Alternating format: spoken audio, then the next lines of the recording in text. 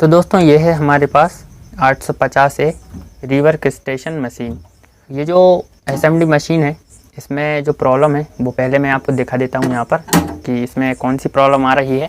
तो इसका जो वायर है वो हम पावर बोर्ड में लगाते हैं और अब इसका जो पावर है वो मैं ऑन कर लेता हूँ। तो आप यहाँ देख सकते हैं कि इसका जो हीटर काफ़ी अच्छे से वर्क कर रहा है, पर इसका जो एयर वाला जो पंप है ये यहाँ पर बिल्कुल भी वर्क नहीं कर रहा है। और ये जो एयर पंप है इसकी जो एलईडी लाइट है वो भी यहाँ पर ब्लिंक नहीं कर रही है, और जो हीटर है इसकी लाइट काफ़ी अच्छे से ब्लिंक कर रही है, या देख सकते हैं। तो इस प्रॉब्लम को हम कैसे रिपेयर कर पाएंगे, आज की इस वीडियो में मैं आपको यही सिखाऊंगा। तो चलिए वीडियो को शुरू करते हैं। तो इसका जो बैक कवर है ये मैंने ओपन कर लिया है, आप देख पा रहे होंगे यहाँ पर। और सबसे पहले दोस्तों इसके ये जो दोनों जो वॉल्यूम्स हैं इनको हमें ओपन करना है। तो इस टाइप से हमें इन्हें ओपन करना है और इसका जो सर्किट बोर्ड है वो हम निकालेंगे यहाँ पर।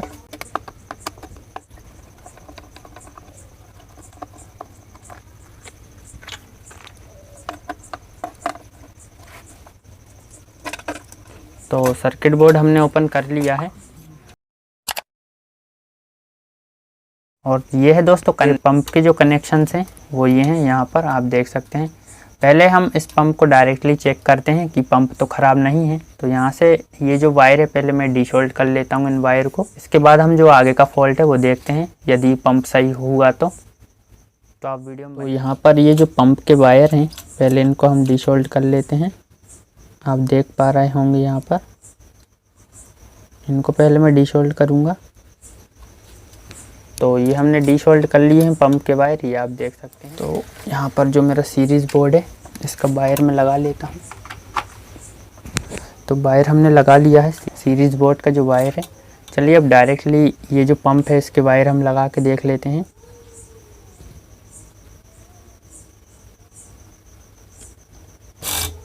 तो आप देख सकते हैं यहाँ पर जो पंप है वो काफ़ी अच्छे से वर्क कर रहा है।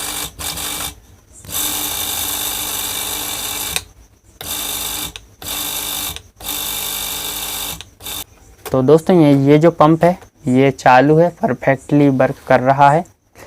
तो अब जो फॉल्ट निकल कर आता है वो हमारे पीसीबी बोर्ड से आता है। तो यहाँ पर अब हमें करना क्या है, और यहाँ पर इसमें जो डायोड लगे हुए हैं तो ये डायोड भी हमें चेक करना है, क्योंकि यहाँ पर जो पंप के कनेक्शंस हैं वो इन्हीं कंपोनेंट से होकर आए हैं। तो चलिए पहले डायोड को भी चेक कर लेते हैं हम कंटिन्यूटी पर कि डायोड तो कहीं से ख़राब नहीं है। तो आप देख सकते हैं यहाँ पर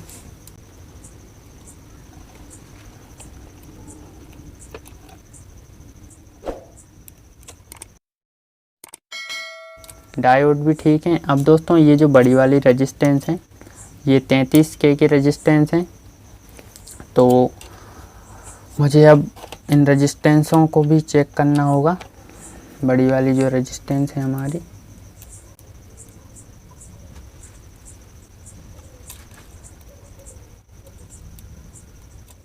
तो दोस्तों ये बड़ी वाली रेजिस्टेंस भी ठीक है, और ये जो इसमें ट्रांजिस्टर लगा हुआ है एक बार इसे भी चेक कर लेता हूँ मैं।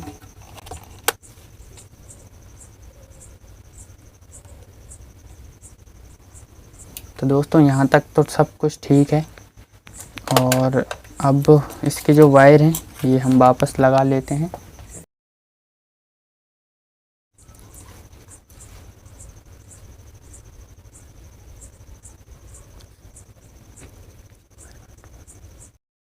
तो दोस्तों यहाँ पर जो पंप है वो एकदम ठीक है, और इसके वायर हमने वापस सोल्डरिंग कर लिए हैं। और यहाँ पर जो रेजिस्टेंस वगैरह हैं और जो डायोड हैं वो हमने चेक कर लिए हैं, वो भी एकदम ठीक हैं। अब इसका जो वॉल्यूम है हम इसको शॉर्ट करके देखते हैं। कभी कभी होता क्या है कि वॉल्यूम के ख़राब होने के वजह से भी इस टाइप की प्रॉब्लम आती है। तो यहाँ पर मैं पहले इसे ऑन कर लेता हूँ। तो आप देख सकते हैं जो हीटर की लाइट है वो यहाँ पर ब्लिंक हो रही है। अब इसका जो वॉल्यूम है वो शॉर्ट करके देखते हैं हम, एयर वाला। तो आप देख सकते हैं यहाँ पर अभी भी जो एयर है वो वो यहाँ पर वर्क नहीं कर रही है। तो अब इस कंडीशन में हमको करना क्या है, तो यहाँ पर इसमें ये 3 PF लगे हुए हैं, 1 2 3, ये तीनों PF हमें चेक करना है पहले कंटिन्यूटी पर, कहीं ये PF तो शॉर्ट नहीं है। तो आप देख लीजिए थोड़ा ध्यान से दोस्तों, काफ़ी इम्पोर्टेंट फॉल्ट मैं आपको यहाँ पर दिखा रहा हूँ। तो इस PF को हम चेक करेंगे कंटिन्यूटी पर। तो ये वाला जो PF है हमारा, ये शॉर्ट नहीं दिखा रहा है यहाँ पर, ये ठीक है हमारा ये वाला जो PF था। अब इसका हम ये वाला PF चेक करेंगे। तो दोस्तों ये भी शॉर्ट नहीं दिखा रहा है। अब बचा हमारा लास्ट का ये जो बीच वाला PF है, ये वाला दोस्तों, ये हम चेक कर लेते हैं। चलिए इसे भी हम चेक कर लेते हैं पहले। तो आप देख सकते हैं दोस्तों, यहाँ पर ये जो PF है ये शॉर्टिंग बता रहा है, ये आप देख सकते हैं, ये आप देख सकते हैं दोस्तों। तो पहले इस PF को हमें डिसोल्ड कर लेना है। ये जो PF है बीच वाला, इसको हम डिसोल्ड कर लेते हैं पहले, क्योंकि ये यहाँ पर शॉर्टिंग दिखा रहा है हमें। तो चलिए कर लेता हूँ मैं।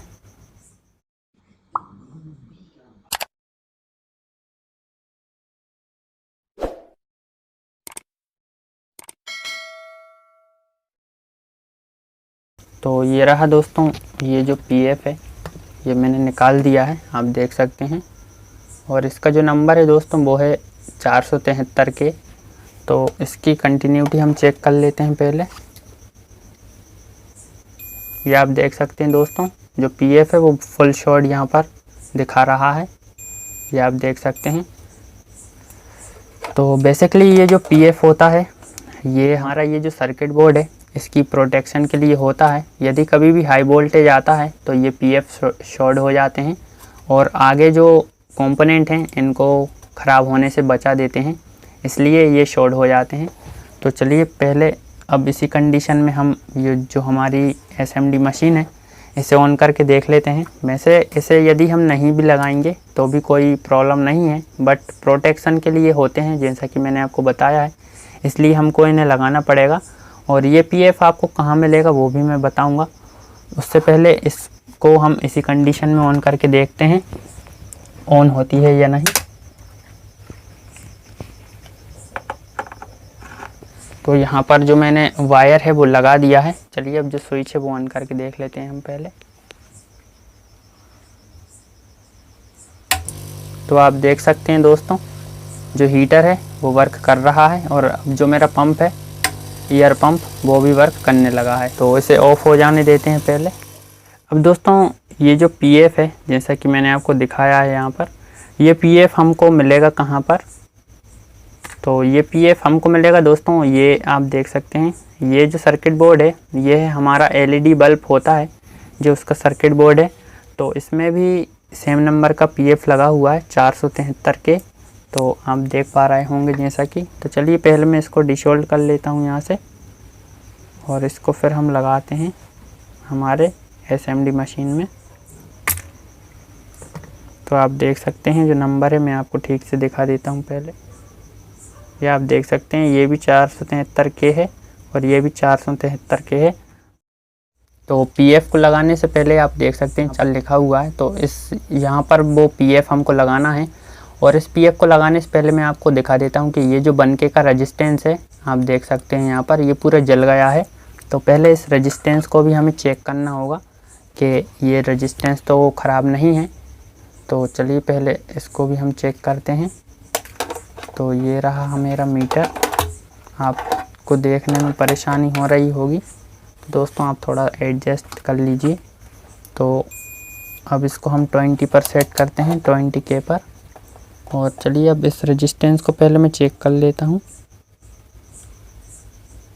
तो आप देख सकते हैं जो रेजिस्टेंस है वो जल गई है, बट फिर भी चालू है क्योंकि रेजिस्टेंस पर ज़्यादा लोड पड़ नहीं पाया है, आप देख सकते हैं। तो ठीक है, ये जो रेजिस्टेंस है हमको इसे चेंज करने की यहाँ पर कोई भी ज़रूरत नहीं है।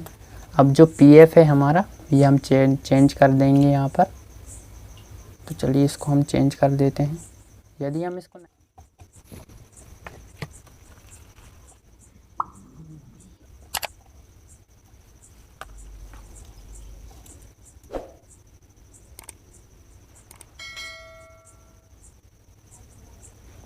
तो अब दोस्तों वैसे तो ये एकदम पूरी रिपेयर हो गई है, तो चलिए अब इसकी पहले पूरी फिटिंग कर लेता हूँ मैं, फिर मैं आपको इसकी जो टेस्टिंग है वो दिखाता हूँ। तो आप वीडियो में बने रहिए दोस्तों।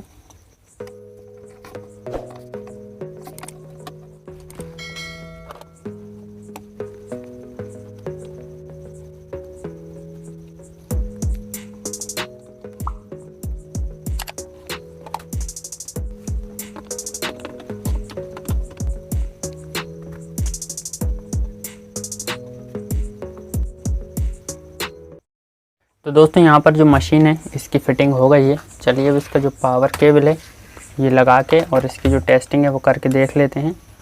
तो पावर केबल को पहले लगा देता हूँ मैं। तो पावर केबल को दोस्तों यहाँ पर मैंने लगा दिया है। चलिए अब इसका जो स्विच है इसे ऑन कर लेते हैं। तो अब आप देख सकते हैं दोस्तों यहाँ पर जो एयर की लाइट है वो यहाँ पर जल गई है और हमारी जो हीटर की लाइट है वो भी यहाँ पर जल गई है। अब इसकी जो स्पीड है वो कंट्रोल करके देख लेते हैं हम। तो यहाँ पर जो साउंड है उससे आप समझ पा रहे होंगे कि इसका जो एयर पंप है वो काफ़ी अच्छे से यहाँ पर वर्क कर रहा है, ये आप देख सकते हैं। और जो हीटर है हमारा वो तो वर्क कर ही रहा था पहले से। तो इस तरह से दोस्तों जो असेंबली मशीन है ये हमने रिपेयर कर ली है। यदि आपके पास भी इस टाइप की असेंबली मशीन है और उसका एयर पंप वर्क नहीं करता है तो आप भी ये जो पीएफ हैं इनको यहाँ पर चेक करके और इनको रिप्लेस करके देखें। और तो मुझे उम्मीद है आपको जानकारी पसंद आई होगी। तो चैनल पर नए हैं तो चैनल को सब्सक्राइब करके और नोटिफिकेशन बेल कॉल पर सेट कर लीजिए। तो मैं मिलता हूँ आपसे अगली वीडियो में, तब तक के लिए दोस्तों बाय एंड टेक केयर।